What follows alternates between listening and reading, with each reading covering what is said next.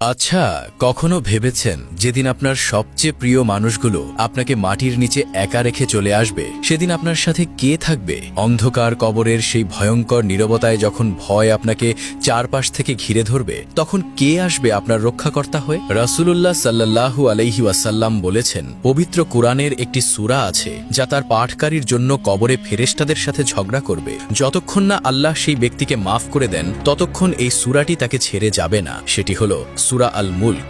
এটি কেবল একটি সূরা নয়, এটি কবরের আযাব থেকে আপনার সুরক্ষার ঢাল। সুবহানাল্লাহ। কবরের সেই অনন্তকালের জীবনে এই একটি সূরা হতে পারে আপনার আলোর প্রদীপ। তাই প্রতি রাতে ঘুমানোর আগে মাত্র 5 মিনিট সময় দিন এই সূরার পেছনে। আপনার এই সামান্য সময়টুকু হয়তো আপনার পরকালের কঠিন পথকে অনেক সহজ করে দেবে। ভিডিওটি অন্যদের সাথে শেয়ার করে সাদাকায়ে জারিয়ার সওয়াব হাসিল করুন। ইসলামের এমন আরও অজানা তথ্য জানতে ভিডিওটিতে একটি লাইক দিন এবং আমাদের চ্যানেলটি সাবস্ক্রাইব করে সাথেই থাকুন। আল্লাহ আমাদের সবাইকে কবরের আযাব থেকে রক্ষা করুন।